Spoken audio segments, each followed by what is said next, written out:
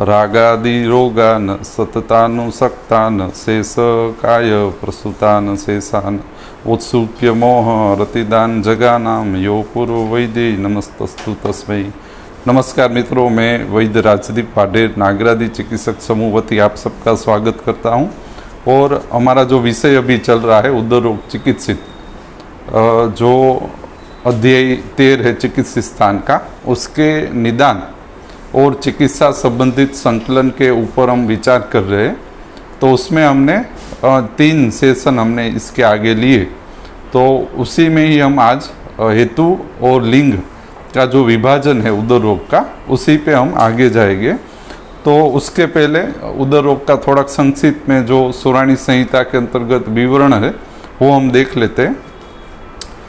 उदर रोग का सूत्र स्थान के औसत स्वश्रुत निर्देश कल्पना रोग योजना अन्नपान और द्रव्य संग्रह, इसके साथ जो संकलन है उसमें औसत की स्थिति में उदर रोग के अधिष्ठान या समूर्छन पे जो विघात उत्पन्न करेगा वो है गौमूत्र, गोदुग्ध और हरितकी। गौमूत्र, गोदुग्ध और हरितकी। स्वश्रुत है निर्वात सेवन, जिससे स्वेदन उत्पन्न हो, ऐसी आपको स्वश्रुतचर्या देनी है, निर्वात सेवन, क्योंकि इसमें प्राण अग्नि अपान का अवरोध होता है और उत्पत्ति स्थिति विसर्जन प्रक्रिया विक्षेपित होती है। निर्देश में वात निर्देश, यानी कि उदर रोग वात प्रकृति विघात से उत्पन्न होता है। कोई भी उदर रोग की मुख्य दोष प्रकृति वात। कल्पना इसमें क्या करनी चाहिए? शोधन हेतु स्नेह स्वेद वमन विरेचन का अधिकार क्षेत्र हो तब इसका उपयोग करें। रोग में उदर रोग योजना क्या चलानी चाहिए? लंघन और रुक्षण उपक्रम ही उदर रोग अंतर्गत चलाना चाहिए। अब ये तय हो गया कि इसमें लंघन और रुक्षण ही उपक्रम चलेगा, तो आपको अब इसमें ब्रूहण स्नेहन आदि का विचार अब नहीं करना है। स्वेदन दे सकते हो, लंघन रुक्षण और स्वेदन, ये 3 प्रक्रिया आपको चलानी। तो दूसरे उपक्रम अभी आपको उसके अन्नपान, उसकी योजना को आपको भूल जाना है। जब आप उदर रोग क्षेत्र में हो, सिर्फ लंघन रुक्षण और स्वेदन पर ही ध्यान देना है। अन्नपान में गोदुग्ध को सूंठ के साथ पक्व करके आपको देना है। दूसरे जो भी शोथघ्न अन्नपान है, जो लंघन रुक्षण अधिकार क्षेत्र में आते हैं, वो सभी अन्नपान आप कालांतर में लंघन प्रक्रिया के साथ दे सकते हो। द्रव्य संग्रह में इसमें खास रक्त और हृदय 2 आते। उदर रोग और शोथ दोनों के अंतर्गत रक्त नामक प्राणायतन का अवश्य में विचार करें। जो रक्त है वो भी हमारे शरीर के अंतर्गत प्राण, अग्नि और अपान 3 के प्राकृत कर्म अनुवर्तन का कारण है। प्राणायतन रक्त प्राण, अग्नि, अपान के प्राकृत कर्म अनुवर्तन का कारण है, जो उत्पत्ति स्थिति विसर्जन प्रक्रिया को सुचारू रूप से चलाता है। रक्त का कार्य क्या है? जीवन। रक्त का कार्य जीवन है, यानी इससे क्या ज्ञात होता है हमें? जीवन से रक्त जीवित स्थिति, यानी जीवन यानी क्या? एक तो समवायता। समवायता यानी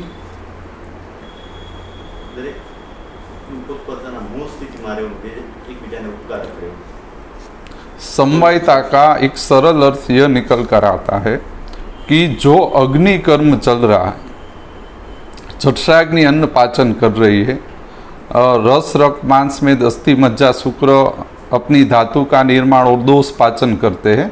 महाभूताग्नि महाभूत निर्माण और मल पाचन करते हैं। यानी कि जो 10 विध जीवन यापन कर्म जो अग्नि द्वारा संपादित होते हैं, उस जीवन यापन कर्म को सुचारू रूप से चलाना के लिए जिस माध्यम की आवश्यकता है वो माध्यम का नाम रक्त है।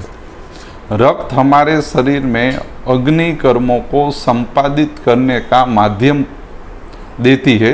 रक्त के द्वारा ये संपादित होता है और इससे समवायता बनी रहती है, अग्नि कर्म सुचारू रूप से चलता है। इसी कारण जो रक्त है उसको जीव या जीवन के रूप में संज्ञा दी गई है, यानी कि वो अग्नि कर्मों को संपादित करवाता है। रक्त की स्थिति बिगड़ने पे अग्नि कर्म संपादित सम्यक रूप से नहीं हो पाते और जीवन कर्म विक्षेपित होकर मृत्यु हो सकती है। बराबर। तो इसी कारण सुश्रुत ने रक्त को चौथे दोष के अधिकार क्षेत्र में रखा हुआ है। तो प्राण अग्नि अपान भी जीवन कर्म का ही एक भाग है। प्राण अग्नि अपान साथ में मिले तो जीवन कर्म होता है। ये भी एक अच्छी बात है कि यदि जठराग्नि को प्राकृत कर्म करना है तो उसमें प्राण अग्नि और अपान तीन की स्थिति प्राकृत होनी चाहिए। धात्वाग्नि महाभूताग्नि या सेल्युलर लेवल पे हमारे लीवर, स्प्लीन, ब्रेन, हमारी सभी इंद्रिय या हमारे बोन्स जिसको भी प्राकृत कर्म अनुवर्तन से जुड़ना हो तो प्राण अग्नि अपान सम्यक होने चाहिए। इसमें जठराग्नि प्रधान केंद्रित है उदर रोग में, और धात्वाग्नि महाभूताग्नि भी इसके अंतर्गत बिगड़ती है। इसमें शिरा ग्रंथि जाल और संग होता है उदर रोग में। मैंने लास्ट टाइम किया था कि वेरिकोस वेन जो है उसमें शिरा ग्रंथि जाल होता है कि नहीं होता? होता है ना। तो उदर रोग में कहाँ शिरा ग्रंथि जाल होता है? उदर स्थान में होता है। वेरिकोस वेन में कहाँ होता है? पैर के स्थान में होता है। वहाँ भी शोथ, वहाँ भी वेदना, वहाँ भी उत्पत्ति स्थिति विसर्जन विक्षेपित है। तो आप वेरिकोस वेन में भी उदर रोग का आराम से विचार कर सकते हैं, निश्चिंत होकर आप जा सकते हो। जहाँ भी शिरा राजी जन्म होता है, कोई भी क्षेत्र हो आपका, हाथ, पैर, उदर, कोई भी स्थान में यदि राजी जन्म हो रहा है, यदि शोथ हो रहा है, तो आप उसमें उदर रोग प्रकृतिवत चिकित्सा अधिकार कर सकते हैं। अभी आप वेरिकोस वेन जो है, आपको उदर रोग के अलावा संहिता में एक भी व्याधि संग्रह के अंतर्गत राजी जन्म का उल्लेख नहीं। जहाँ भी शरीर में राजी जन्म हो वहाँ पे उदर रोग क्षेत्र अधिकार शुरू होता है, क्योंकि उसके अलावा राजी जन्म संभव ही नहीं। उदर रोग प्रकृति आकार ले, उसके अलावा शरीर में राजी जन्म का होना हो ही नहीं सकता। आप समझ गए? तो अभी वेरिकोस वेन के आपके पास कितने रोगी आते हैं? कितने आते हैं? अढड़क रोगी आते हैं वेरिकोस वेन। तो आप ये नहीं सोच पाओगे कि इसमें क्या संप्राप्ति संघटित हो गई। शिरा ग्रंथि जाल इसके पैरों में हो गया तो क्या इसमें संप्राप्ति निर्माण हुई? तो हमारी उदर रोग प्रकृतिवत संप्राप्ति निर्माण होती।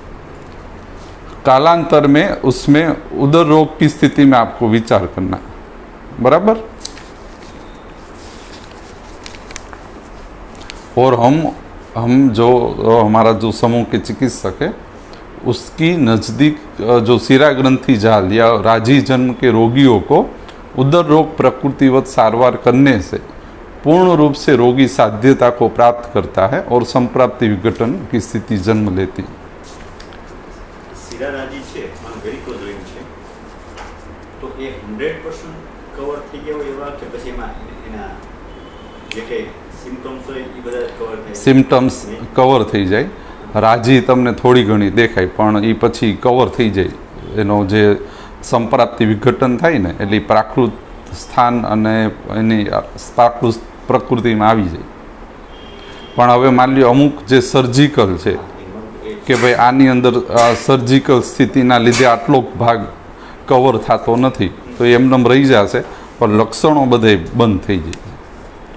પણ જે સર્જિકલ સ્થિતિમાં વયા ગયા એકદમ તો એની અંદર 20-30% જેને અસાધ્યત્વ કહેવાય કે યાપ્યત્વ કહેવાય એટલું રહી જશે। બાકી જેટલું સાધ્ય કષ્ટ સાધ્ય શ્રેણીનું છે ને એ બધું સાધ્ય થઈ જશે। હવે સર્જિકલ 20 પોઈન્ટ રહી ગયું તોય પેશન્ટનું યોગ સેમ સરસ હાલે। પેશન્ટની 20%થી કોઈ તકલીફ નહીં। હવે એ 60 વર્ષે થયું હોય તો 20% તો તમે 20 વર્ષ આરામથી હલાવી શકો વગર ઓપરેશને એ આરામથી સર્વાઈવ કરે। પછી કરવાનું શું થાય? થોડુંક પ્રકૃતિ સ્થાપન તમારે દીધે રાખવાનું રહે। 99% કોઈને કાંઈ વાંધો આવતો નથી. પછી એમાં અલ્સર થઈ જાય તોય વાંધો નહીં, એ મટી જાય. બરાબર ને? હવે આપણે તો શું છે, ज़्यादा आना कि भाई ज़्यादा हमें औसत संग्रह का ज्ञान हो, कि भाई शोथग्न द्रव्य संग्रह का ज़्यादा ज्ञान हो, यह भी हमको थोड़ी बाधा उत्पन्न करता है. ज़्यादा नॉलेज भी हमको बाधा उत्पन्न कर सकता है. तो जो भी जितना अधिकार क्षेत्र में है उतना ही कार्य करना है. बरोबर. जो इसमें लिखा है उदर वेदना युक्त उत्सेद અને ઉદર ઉપર શીરા ઉત્પન્ન થાય. હવે આવું ગમે ત્યાં થાય તોય તમારે આનો અધિકાર ક્ષેત્ર વિચારો. પ્રાણ અન્ન જલ રસ પુરીસમૂત્ર અને સ્વેદ આટલા આના અધિષ્ઠાન છે. પ્રાણ અન્ન ઉદક, પુરીસમૂત્ર સ્વેદ, જઠરાગ્નિ ધાત્વાગ્નિ મહાભૂતાગ્નિ, પ્રાણ અગ્નિ અપાન. આના સિવાય એકય અધિષ્ઠાન આ પ્રકૃતિની અંદર ઇન્વોલ્વ નથી. પ્રાણ અગ્નિ અપાન, પુરીસમૂત્ર સ્વેદ અને રસવાહી સ્રોતસ. જઠરાગ્નિ કેન્દ્રિત છે, ધાત્વાગ્નિ મહાભૂતાગ્નિ એની સાથે બગડી જાય. ગદાતિચાર અને સ્વતંત્ર કારણથી પ્રાણ અગ્નિ અપાન બગડે, જઠરાગ્નિના કાર્યને અવરોધી ઉત્પત્તિ સ્થિતિ વિસર્જન બગાડી પુરીસમૂત્ર સ્વેદમાં સંગ ઉત્પન્ન કરે, જે આપણે અગાઉ 3 લેક્ચરમાં એ જોઈ લીધું. અને સ્રોતોરોધ કરીને ઉદરોગ પ્રકૃતિ ઉત્પન્ન કરે. સ્રોતોરોધ થઈ જાય. કોણ કરશે? ત્રિદોષ મલિનીકરણ પૂર્વક સ્રોતોરોધ ઉત્પન્ન કરશે. નિર્વાત સેવન, ગાયનું દૂધ, આદુ, લીલી સૂકી હળદર, મગ, જવ, ચોખા અને સામો, લંઘન અને રૂક્ષણ ઉપક્રમ, સ્નેહ સ્વેદ વમન વિરેચન, સંપ્રાપ્તિ વિઘટનમાં શું બતાડ્યું? निदान परिवर्जन के द्वारा वायु स्वस्थान प्रकृति में आने पे प्राण अन्न उदक रस पुरीसमूत्र स्वेद प्राकृत कर्म अनुवर्तन करने पे उदर रोग का संप्राप्ति विघटन समझना चाहिए. बराबर.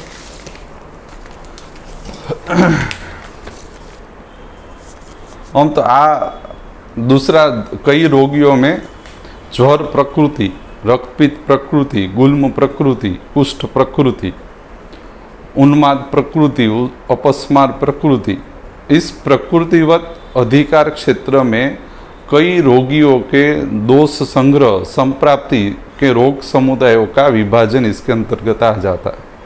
तो तद अनुसार निदान परिवर्जन पथ्य उपक्रम चलाने से रोगी पूर्ण रूप से साध्यत्व को प्राप्त करता. बराबर. इसमें कोई क्वेश्चन हो तो क्यों?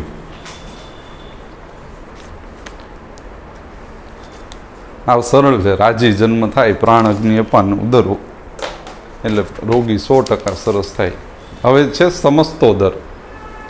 समस्तोदर हेतु यानी कि त्रिदोष, जिसके संप्राप्ति के अंदर जिसमें त्रिदोष इन्वॉल्व है या त्रिदोष के कारण संप्राप्ति संगठन उदर रोग अंतर्गत हुआ है, उसका समस्तोदर रूप में नाम है. इसका मुख्य केंद्रित हेतु बताया गया है दुर्बल अग्नि. दुर्बल अग्नि हमारे शरीर में त्रिदोष जन्म का मुख्य कारण. दुर्बल अग्नि हमारे शरीर में त्रिदोष को जन्म करने का मुख्य हेतु. आपो आप दुर्बल अग्नि होने पे त्रिदोष जन्म होता है. हाँ सरल. दुर्बल अग्नि होने पे हेतु सेवन के अलावा भी त्रिदोष जन्म हो सकता है, क्योंकि जो अन्नपान है, जो भी आप बाह्य हेतु या ग्रहण कर रहे हो, अपने परिणाम को प्राप्त नहीं कर सकते और अपरिणामी रहने पे त्रिदोष का कारण बनते. दुर्बल अग्नि मुख्य रूप से इसमें जठराग्नि और अन्नवाही स्रोतस, जो अन्न का परिणामी क्षेत्र है, इसके उदर रोग का यह अधिष्ठान है, यह मुख्य रूप से निरपेक्ष हो जाता है. अपथ्य अन्न, विरोधी अन्न, गुरु भोजन सेवन, जो अपथ्य, विरोधी અને ગુરુવન, આ 3 થી ત્રિદોષ પ્રકોપ થાય સંપ્રાપ્તિના ક્ષેત્રમાં. સાંપ્રત સમયમાં, હાલના સમયમાં આપણે જે ઘર સિવાયના અન્નપાન લઈ છીએ બહારના, એ બધાય અપથ્ય છે, વિરોધી છે ને ગુરુ અન્ન અધિકાર ક્ષેત્રમાં આવે, ત્રિદોષ પ્રકોપ કરે. હવે આમાં વિચારવાનું નથી. ચાઇનીઝ પંજાબી ખાવ, ઢોસા ખાવ કે પછી ઢોસા તો સેજ જવા દે, ચાઇનીઝ પંજાબી બ્રેડ મેંદાની આઈટમ લ્યો ને, કયો દોષ પ્રકોપ થાય એવું વિચારવા નથી, ત્રિદોષ પ્રકોપ થશે. ત્રણેય દોષ જવાના. સમજી ગયા? કેવું છે ઈવડું? અપથ્ય છે, વિરોધી છે ને ગુરુ અન્ન છે. એ ક્યાં હેતુ બતાડ્યો? સમસ્તોદર અંતર્ગત, અને જ્યાં ત્રિદોષ અધિકાર ક્ષેત્ર, ત્યાં જ આના મુખ્ય રૂપે વર્ણન છે. આ બહુ જમતા હોય ને એનું તમે ત્રિદોષના જ લિંગ આવે, એમાં તમે એક દોષ નક્કી જ ન કરી શકો. વાત પિત્ત કફ ત્રણેયના લક્ષણ બતાડે પેશન્ટ, બરાબર. પણ આ તીક્ષ્ણ અગ્નિવાળા હોય, વ્યાયામવાળા હોય, એને થોડુંક થઈ જાય, પણ બાકી તો વાંધો નથી. સ્ત્રી દત્ત રજ રોમ વીણ મૂત્ર અસ્થિ નખ આદિ ભી, એટલે અન્ન સાથે રજ રોમ વીણ મૂત્ર અસ્થિ નખનું જો સેવન થઈ જાય તો સમસ્તોદર ઉત્પન્ન થાય. આ શલ્ય રૂપ હોય. કોઈ પણ વસ્તુ જે બાહ્ય શરીરનો ભાગ નથી, એટલે જે આપણો શરીરનો ભાગ નહીં બની શકે, એ શલ્યની સ્થિતિમાં હોય. તો રજ રોમ વીણ મૂત્ર અસ્થિ નખ શલ્યની સ્થિતિમાં જશે, અને મહાભૂતાગ્નિ મલ અને પક્વાશયને નિરપેક્ષતા આપશે. શલ્ય ક્યાં કામ કરે? મહાભૂતાગ્નિ ઉપર. શલ્યનું મુખ્ય અધિકાર ક્ષેત્ર મહાભૂતાગ્નિ. શલ્યનું કેવું નથી. શલ્યનું મુખ્ય કેન્દ્ર મહાભૂતાગ્નિ. શલ્ય દાખલ થાય શરીરમાં કોઈ પણ, તો એ મહાભૂતાગ્નિ બગાડે, બરાબર. તો મહાભૂતાગ્નિ નિરપેક્ષ કરે. એમાંય પણ પુરુષમૂત્ર અને સ્વેદ પ્રણાલી વિક્ષેપિત કરશે, કારણ કે આ ઉદરરોગ ક્ષેત્રમાં પુરુષમૂત્ર સ્વેદ ત્રણનો ઉલ્લેખ છે, અને એ મહાભૂતાગ્નિ અધિકાર ક્ષેત્રમાં આવે. 20 ત્રણેય અગ્નિ વિઘાત કરશે, જઠરાગ્નિ, ધાત્વાગ્નિ, મહાભૂતાગ્નિ. તો દુર્બલ અગ્નિ, અપથ્ય વિરોધી ગુરુ ભોજન, રજ રોમ વીણમૂત્ર અને 20, આ 4 સમસ્તોદરના પ્રધાન હેતુ. બીજું, જો સમસ્તોદરનો ઉદર રોગ આવે તમારી પાસે કોઈ પણ રીતે, તો આ 4 હેતુ તો હશે જ અંદર. સંહિતામાં જે હેતુ બતાડ્યા કે વાતિક જ્વરનો હેતુ, પિત્તિક જ્વરનો હેતુ, કફ જ્વરનો હેતુ, તો આ જ્વર આ હેતુ સિવાય થવો શક્ય જ નથી. આ હેતુ સેવન તો એણે કર્યું જ હશે. આપણી પરીક્ષણમાં કે આપણી ત્રિવિધ બોધ્ય સંગ્રહમાં કે પ્રશ્ન પરીક્ષામાં રહી જાય એ વાત અલગ છે. બાકી 100% આ હેતુ સેવન સિવાય આ પ્રકૃતિ નિર્માણ થવી શક્ય નથી. પેશન્ટે જાણતા અજાણતા વિષ સેવન કર્યું હોય ને તોય આ ઉત્પન્ન થાય. સમજી ગયા? અત્યારે તો એવા ટેસ્ટ સરસ થાય બ્લડના એના, કે એનામાં કોઈ ટોક્સિન્સ લીધા હોય તો એનો બતાડે તમને ટ્રેકરમાં. સમજા? તો આ અત્યારે આ શક્ય જ છે, બરોબર. શું થાય? મંદે વાતાદિયા કુપિતા, એટલે મંદાગ્નિથી વાતાદી દોષો કુપિત થાય. આ 4 હેતુ અગ્નિને તીક્ષ્ણ મન કરીને ત્રિદોષ પ્રકોપ કરશે, અગ્નિને ઓળંગી જાય આ નિદાનો. આ સંચિત ત્રિદોષ ધીરે ધીરે કોષ્ઠમાં વિકૃતિ ઉત્પન્ન કરીને ઉદરરોગ જન્મ કરશે. આ દોષો સંચિત થઈ પ્રાણ અગ્નિ પછી સંપ્રાપ્તિ ઉદરરોગની જ નિર્માણ થશે, પણ હેતુ આ બનશે 4. આને કેવા નિદાન હેતુ કહેવાય? સમસ્તોદરના. અને કેવું નિદાન? વિપ્રકુષ્ઠ નિદાન. જે જો એવું વિચ્છેદન કર્યું કે જે સંપ્રાપ્તિ બનાવવામાં ભાગ લેશે ને ત્રિદોષ નિદાન, એ વિપ્રકુષ્ઠ નિદાન થયું. કારણ કે નજદીકનું જે નિદાન હતું એ તો પેલા ઘટી ગયું તમારે, બરોબર. તમે સમજી ગયા? એ રીતે લખ્યું એ બરોબર છે, બરોબર ને? લિંગ શું હશે તો કે ભાઈ સમસ્ત દોષ લિંગ, આમાં કાંઈ પરીક્ષણ બતાવ્યું નથી. એટલે વાતજ, પિત્તજ અને કફોદરના જે લિંગ છે એ બધાય લિંગ આની અંદર હશે. તો વાત પિત્ત કફોદરનો લિંગ સંગ્રહ આપણે વાંચી લેવાનો થાય પ્લિહોદર હેતુ. આટલું સરસ છે. હવે આવું વિભાજન આપણને ક્યાં ઉપયોગી થશે? ચિકિત્સામાં. તો આપણે જ્યારે ચિકિત્સા યોજના કરશું ત્યારે સમસ્તોદર, વાતોદર, પિત્તોદર, કફોદરના અધિષ્ઠાન અનુસાર હેતુઓનું વિભાજન અને એમાં કયા કયા અધિષ્ઠાનો બગડ્યા છે એનું વિભાજન આપણને ચિકિત્સા યોજના કરવામાં સરળતા ઉત્પન્ન કરશે. કારણ કે એક જ વાતોદરની અંદર 10 ઔષધ સંગ્રહ આપ્યા છે. એક જ વાતોદરની અંદર 10 પ્રકારના ઘી તેલના ઉપયોગ લખ્યા હોય તો એમાંથી ક્યુ વાપરવું, 10 ઔષધ સંગ્રહમાંથી ક્યુ નિશ્ચિત ઔષધ સંગ્રહ આને આપવું આ પેશન્ટને, એ તમને વાતોદરના અધિષ્ઠાન વિકૃતિ પરીક્ષણ ઉપરથી ખ્યાલ આવે. સમજ્યા તમે? જ્યાં સુધી કોઈ પણ ઉદર રોગમાં અધિષ્ઠાન ક્યાં બગડ્યા છે એના ઉપરથી આપણને ખબર પડે. સરળ એવું સરસ ગ્રહણીનું આપણે એક ઉદાહરણ દીધું. ભાઈ ગ્રહણી છે એમાં સમાન વાયુ, પાચક, પિત્ત, ક્લેદક, કફ, પ્રાણન, ઉદક, રસ, રક્ત આટલું બગડે. એટલે ગ્રહણી આટલાથી બનેલી. હવે એની અંદર જો ગ્રહણીમાં પ્રાણવાયુ, સ્રોતસ, સમાન વાયુ આ બે જ બગડ્યા હોય અને એનું જ વિકૃતિ લક્ષણ તમને મળતું હોય તો તમે જ્યારે ગ્રહણી રોગના અન્નપાન ઔષધ સંગ્રહ કે ઉપક્રમ નક્કી કરતા હો ત્યારે પ્રાણવાયુ, સ્રોતસ ને સમાન વાયુ સાપેક્ષ થાય એના ઉપર જ ધ્યાન કેન્દ્રિત કરવાનું તમારે. એટલે ગ્રહણી રોગની અંદર નાગરાદી લખી, સૂંઠ, મરી, પીપર, પીપરી મૂળ, હરિતકીનો અધિકાર લખ્યો હોય કે ભાઈ સૂંઠ, મરી, પીપર, પીપરી મૂળ દેવું એકલું, તો તમારે એ સમજવું કે આમાં પ્રાણવાયુ, સ્રોતસ, સમાન વાયુના સાપેક્ષીકરણ માટેની અહીંયા વાત કરે તો તમારે અહીંયા આનો ઉપયોગ કરવાનો. અને અન્નવાયુ સ્રોતસ હોય તો તમને બીજા ભેષજ સંગ્રહ એમાં લખાય, ઉદક માટેના બીજા ભેષજ સંગ્રહ એમાં લખાય. બરાબર? પ્લિહોદરમાં નિદાન બતાવ્યા જ અત્યાસન, સંક્ષોભ, અતિ અયન, અતિ ચેષ્ટિત, અતિ વ્યવાય, અતિ ભાર, વમન, અતિ અધ્વ અને વ્યાધિત કર્ષક ને પ્લિહોદર થાય. એટલે ઉદર રોગના જે હેતુ છે એની અંદર જો વિપ્રકુષ્ઠ નિદાન તરીકે અત્યસન, સંક્ષોભ, અયન, અતિ ચેષ્ટિત, અતિ વ્યવાય, અતિ ભાર, વમન, અધ્વ કે વ્યાધિકર્ષિત સ્થિતિ ભેગી થાય તો પ્લિહોદર જન્મ થાય. એટલે સામાન્ય ઉદર રોગ હોય ને એ એવું બને પ્લિહોદરમાં કન્વર્ટ થઈ જાય. સમજી ગયા કે ભાઈ યકૃતોદરમાં કન્વર્ટ થઈ જાય.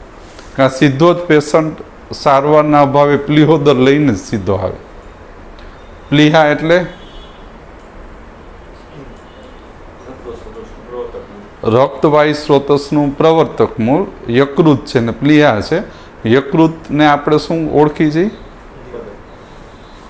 રક્તનું ઉત્પાદક મૂળ છે ને લીવરની નજીકનું છે એમ બોલવું સારું. સમજી ગયા? પ્લિહા છે એ સ્પ્લીનની નજીકનું છે ને રક્તનું પ્રવર્તક મૂળ છે. બરાબર? એટલે એક સીમિત ઓર્ગન છે પણ એનું પ્રેઝન્ટેશન આપે. બરાબર? અત્યાસન કરો તો જઠરાગ્નિ બગડે. હાવ સિમ્પલ છે. એમાંય અન્નવાયુ સ્રોતસ મુખ્ય રીતે વિકૃત થાય. બીજું આની અંદર ઉદર રોગનો પ્રાણ અગ્નિ અપાન પ્રધાન આનો અધિકાર છે.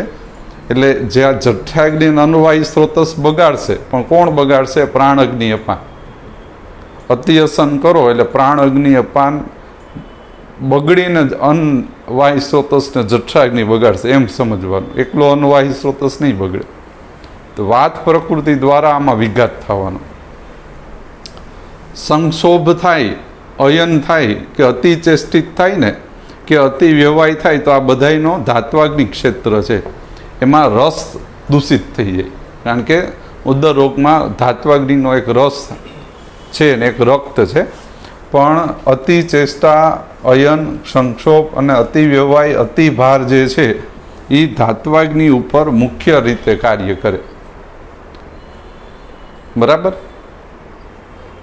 તો એવું ક્યાં લખ્યું છે? સુશ્રુત ચતુષ્માં.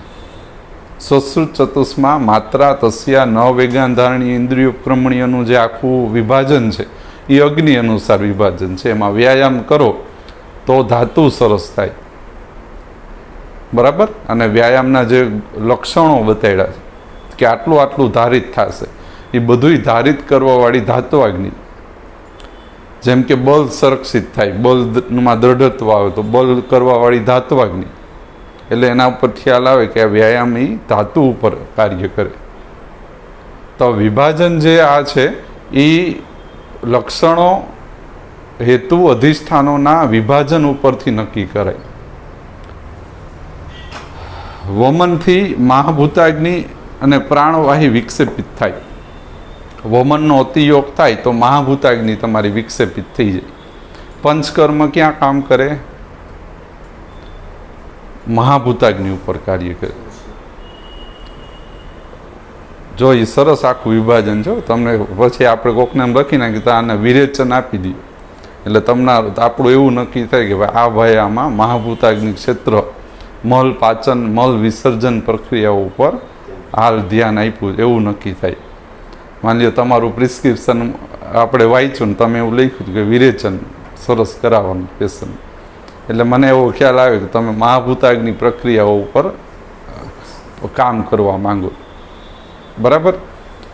ઉપક્રમ ક્યાં કામ કરે? ઉપક્રમ દોષ પાચન કરાવે.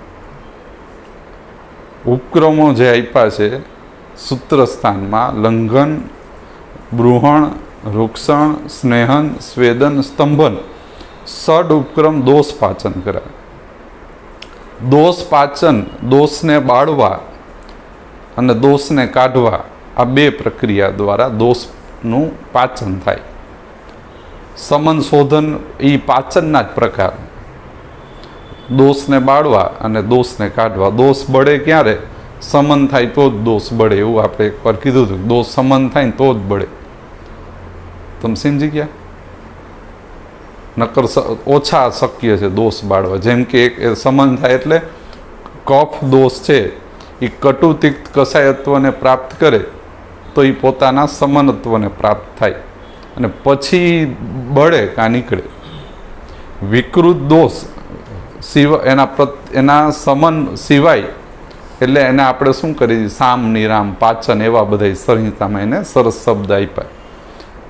વિકૃત દોષો સમન સિવાય કે પાચન સિવાય શરીરમાંથી નીકળી શકે નહીં. મારા શરીરમાં કફ દોષ થયો તો જ્યાં લગીને એને સમન લંઘન પાચન ન મળે ત્યાં લગીને નીકળે નહીં. નકર તો શરીર આપોઆપ ન કાઢી નાખે. નથી કાઢી શકતું એનો મતલબ કે આમાં સમન પાચનની જરૂર. એટલે જ સંહિતામાં રસ ચિકિત્સા બતાવી કે ભાઈ સડરસ સેવન, સડરસ દ્વારા ત્રિદોષ સમન પાચન અને પંચકર્મ દ્વારા શોધન કરાવો. અધ્વ, અધ્વ એટલે ધાત્વાગ્નિ રસ ને પ્રાણ બગાડે. વ્યાધિથી કર્ષિત થાય તો મહાભૂતાગ્નિ બગડી જાય. વ્યાધિકર્ષણથી મહાભૂતાગ્નિ બગડે. આવા ઘણા પેશન્ટ આવે કે એનું ખાલી પ્રશ્ન જ એ છે કે વ્યાધિથી કર્ષિત થઈ ગયું. હવે એની ચીફ કમ્પ્લેન વ્યાધિ નથી રહી, હવે ચીફ કમ્પ્લેન કર્ષણ થઈ ગયું. આવા પેશન્ટ આવે છે કે નહીં? જેની હવે ચીફ કમ્પ્લેન વ્યાધિ રહી જ નથી, હવે એની ચીફ કમ્પ્લેન કર્ષણ થઈ ગયું. 40 કિલો વજન થઈ જાય, 35 કિલો વજન થઈ જાય. એના વજન ઘટવાના જે કાંઈ ઓલા તમે એના રિપોર્ટમાં બધું એવું કંઈ બતાડતું ન હોય પણ વ્યાધિથી કર્ષિત થઈ ગયું. તો તમારે મહાભૂતાગ્નિ ક્ષેત્રમાં જવું પડે, બરાબર ને? મહાભૂતાગ્નિ બગડી જાય એટલે એના કર્મો બગડી જાય. તો શું થાય? અતિ અસિત, સંક્ષોભ, અયન, અતિચેષ્ટિત, વ્યવાય, ભાર, વમન, અધ્વ, વ્યાધિત કર્ષણનો અતિયોગ થાય. તો વામ પાર્શ્વ સ્થિત જે પ્લિહા સ્થાન છે અહીંયા જ જોવાનું છે. વામ પાર્શ્વ સ્થિત શું થાય? પ્લિહા ચ્યુત થઈ જાય. સ્થાનાત પ્રવર્તતે કઠિનો સ્થિલાવત વર્ધમાન, યાની કઠિન અસ્થિલાવત વર્ધન થાય એનું. હવે પ્લિહા વૃદ્ધિ ના તમારી પાસે રોગી આમાં તો આવે જ એલોપેથીની અંદર યકૃત વૃદ્ધિ ને પ્લિહા વૃદ્ધિ. યકૃત વૃદ્ધિ ને પ્લીહા વૃદ્ધિના જે પેશન્ટ રોગી આવે એમાં તમે આનું આમાં એમાં સરસ વર્ણન બતાવ્યું કે આ હેતુથી એમાં વૃદ્ધિ થાય, આવું એણે કર્યું જોઈએ ગમે એ વસ્તુ. એટલે ઘણા બીમારીની અંદર પ્લીહા વૃદ્ધિ થાય. તો આમાં લખ્યું કે વ્યાધિત કર્ષિત થાય ને તો એ વધી જવાની. તો શું થાય? કઠિન અસ્થિલાવત વર્ધમાન કચ્છપ સંસ્થાન ઉપલભ્યતે. કાચબાની પીઠ જેવું અને લોઢાના રોડ જેવું તમને સ્પર્શ પરીક્ષામાં અનુભવાય વામ પાર્શ્વ સ્થાનમાં. ત્યારે તમારે પ્લીહા વૃદ્ધિ જાણવી, જે આગળ જતા પ્લીહોદર તરીકે વિકાસ પામે. જો એટલું આ ગંભીર છે કે તમે જો આ પ્લીહાની સારવાર નહીં કરો તો આમાંથી ઉદર રોગ ઉત્પન્ન થવાનો. તમે જો યકૃત વૃદ્ધિ થઈ, યકૃતની સારવાર પ્રોપર નહીં ગઈ તો યકૃતોદર ઉત્પન્ન થવાનું. ઉદર રોગ કર્યા એસાઇટિસ ઉત્પન્ન કરશે. બરાબર, ઉદર રોગ એટલે એસાઇટિસ તો પાણી ભરાવાની સ્થિતિ, પણ ઉદર રોગ ઉત્પન્ન કરશે એટલે જલોદર કહેવાય ને એ થાય. તો આવું થાય જ જો 100%. એલોપેથીમાં એ લોકો આમ જ જાય છે, આપણે આમ જ જવાનું, બેયમાં એક જ વસ્તુ લઈએ. ક્રમવત કુક્ષી, આ જે વૃદ્ધિ થઈ એ ક્રમવત કુક્ષી જઠર અગ્નિ અધિષ્ઠાનને બગાડી અને પ્લીહોદર ઉત્પન્ન કરશે. જે વૃદ્ધિ થઈ એના લિંગ મુખ્ય રીતે કુક્ષી જઠર અને અગ્નિના લિંગ ઉત્પન્ન કરશે, એને બગાડી નાખશે અને પ્લીહોદર ઉત્પન્ન કરશે. તો પ્લીહોદરના શું લક્ષણ હશે? હવે જ્યાં લગીને આ પરીક્ષિત થાય છે ત્યાં લગીને કાંઈ વાંધો નથી, પણ આ લક્ષણ ન ઉત્પન્ન થવા દે. જો આ લક્ષણ ઉત્પન્ન થઈ જાય તો તમારે પ્લીહોદરવત સારવાર કરવાની થાય. બરાબર. અને બીજું, પ્લીહા વૃદ્ધિ કે યકૃત વૃદ્ધિ હોય તો એની અંદર પ્રાણ અગ્નિ અપાન, જો દુષ્ટિ અધિષ્ઠાન કહું, પ્રાણ અગ્નિ અપાન, પ્રાણ અને ઉદક, રસ, પુરીસમૂત્ર, શ્વેત, આટલા અધિષ્ઠાન ક્ષેત્ર હારા કરો ને એની વૃદ્ધિ તૂટે. હવે ત્યારે આપણને શું વિચાર આવે? આપણે આમાં કયા સારવાર ક્ષેત્રમાં જવું, કયા અધિષ્ઠાનો ઉપર કામ કરવું? તો પ્રાણ અગ્નિ અપાન, અન્ન, રસ, પુરીસમૂત્ર એટલે ઉદર રોગના અધિષ્ઠાન. આમાં હાવ સિમ્પલ, આખી સંહિતામાં આ એક જ રોગમાં આનું વર્ણન આવે. એટલે હવે કંઈ ગોતવા પાછું ન, એવું હરેક રોગની અંદર નિશ્ચિત વર્ણન છે જે તમારા આખા ક્લિનિકલ આસ્પેક્ટને કવર કરી લે. આપણું જે ક્લિનિકલ પ્રેક્ટિસ છે એની અંદર જેટલા પેશન્ટ આવે ને એ બધાય આપણા સંહિતાના 28 રોગ સંગ્રહ જે ચિકિત્સિત સ્થાનના બતાડ્યા એમાં બધા ઇન્વોલ્વ થઈ જાય. બરાબર. પાછું હવે પછી તમે સૂત્ર સ્થાન આખું વાંચો, નિદાન સ્થાન આખું વાંચો, વિમાન વાંચો, શારીર સ્થાન, ઇન્દ્રિય સ્થાન, કલ્પ, સિદ્ધિ, ચિકિત્સિત સ્થાન. એટલે તમે મેડિસિન વિભાગ, કાય ચિકિત્સા જેને કે મેડિસિન કે, એમાં તમે સરસ તમે પાવરધા થઈ જાઓ. સુરાણી સાહેબ કહેતા તમે આટલું ખાલી વાંચો કે આના જે કન્ટેન્ટ છે સંહિતાના એ ઇનફ છે તમારી કાય ચિકિત્સા અનુબંધિત પ્રેક્ટિસ કરવા માટે. બહુ જ સરસ રીતે ઇનફ છે. આટલા ઇનફ છે એટલે વધારે છે, આપણા માટે ઇનફ છે આટલું વર્ણન. ગાયનેક વિભાગ હોય તોય થઈ જાય, આમાં કંઈ છે નહીં. એટલે આ બધું તમે આખું સૂત્ર સારી નિદાન ચિકિત્સિતમાં જાઓ, ક્લિનિકલ પ્રેક્ટિસ તો ઘા ખાય. આટલા તો પેશન્ટ તમને અઘરા જ. તમે हमारे ख्याल से यदि इतना आपको ज्ञात हो तो आप कोई सी भी सरकारी अस्पताल को आराम से, मान लो 300-400 की ओपीडी पर डे है, तो आप आराम से हैंडल कर सकते. इसमें है क्या? इसमें इसके अलावा बाहर कोई भी रोगी आपके पास आने वाला नहीं. सर्जिकल यानी काय चिकित्सा विभाग, मेडिसिन विभाग में मान लो पर डे 300-400 हमारी सिविल में आ रहे पेशेंट. यदि कल से आपको उसका कारभार सौंप दिया जाए कि अभी मेडिसिन आपको संभालना है, तो हम आराम से कर सकते. इसमें है क्या? सरल है. अब मान लो 20% हमसे नहीं साध्य होते तो वो 20% तो उससे भी साध्य नहीं होगा. जो हमसे नहीं साध्य होते वो उससे भी नहीं होने वाले।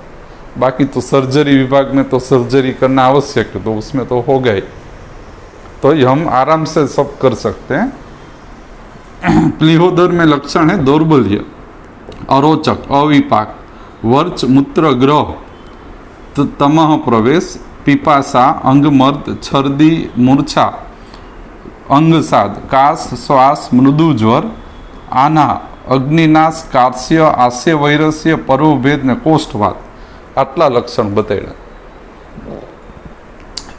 दौर्बल्य અને અરોચક, દૌર્બલ્ય રસવાહી સ્ત્રોત નિરપેક્ષ થાય એટલે દૌર્બલ્ય ઉત્પન્ન થાય। આપણા અધિષ્ઠાનોમાં અગ્નિ પછી રસ બગડે ને એટલે દૌર્બલ્યતા ઉત્પન્ન થાય।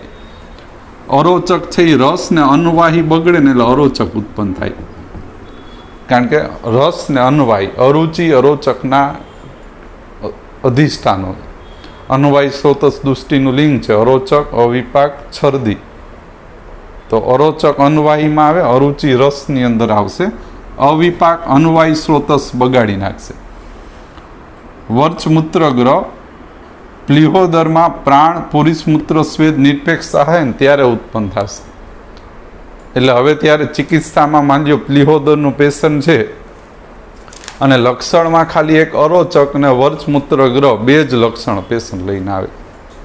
પ્લીહોદર છે, પ્લીહા સરસ દેખાય છે, અરોચક છે, પૂર્ણ અરોચક, અને વર્ચમૂત્ર ગ્રહ બે જ લિંગ લઈને આવે, તો તમને ખ્યાલ આવે કે આમાં એક અન્નવાહી અને પ્રાણવાહી અને પુરુષ મૂત્ર સ્વેદ આટલા બે સ્રોતસ પ્રધાન રીતે આમાં નિરપેક્ષિત થયા છે। તો તમારા જે અન્નપાન છે કે આગળ જતા યોજનાઓ હાલશે, તો એ પ્રાણ અને અન્નની નજીક જ તમારે યોજના કરવાની, કારણ કે અન્નપાનમાં તમને 15 અન્નપાન બતાવશે, તમારા ક્ષેત્રમાં આવતું એ જ તમારે લેવાનું।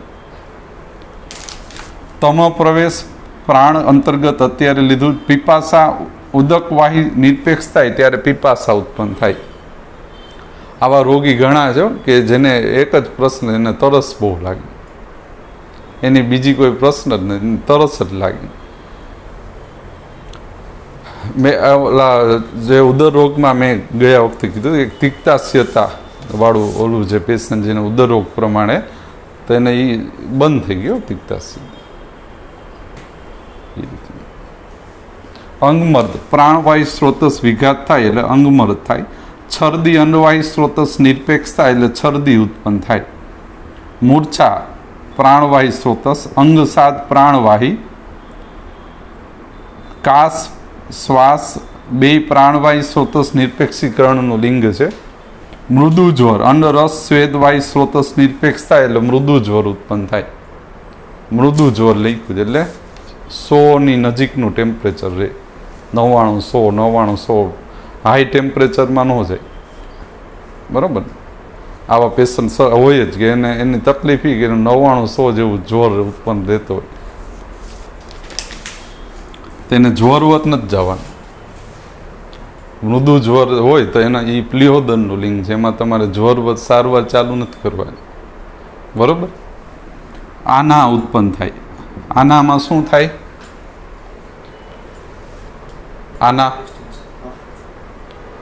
આનામાં પેટ ફૂલાય, આફરો ચડે અને આમાશય ભાગમાં થાય, બરોબર।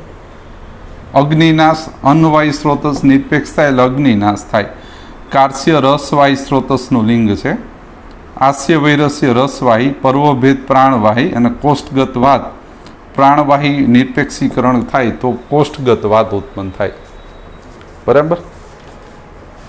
રાજી જન્મ, કેવી પ્લીહાની અંદર અરુણ, વિવર્ણ, નીલ, હરિત, હારિત્ર રાજી હોય। અરુણ વર્ણની વિવર્ણ, નીલ, હરિત, હારિદ્ર રાજી જન્મ થાય। યકૃતોદર, આમાં એવું લખ્યું છે આ જ લક્ષણો, આ જ પ્રકારના હેતુ, પણ યકૃત સ્થાનમાં આ વસ્તુ ઉત્પન્ન થાય તો યકૃતોદર જાણવું। તો યકૃત વૃદ્ધિ થાય, અષ્ઠિલાવત દર્શન થાય ને કચ્છપ પીઠવત દર્શન થાય ત્યારે યકૃતોદર નિદાન કરવું, અને એમાં પ્રાણ, અગ્નિ, અપાન, રસ, પુરુષ મૂત્ર સ્વેદ આટલા અધિષ્ઠાન એમાં હોય છે।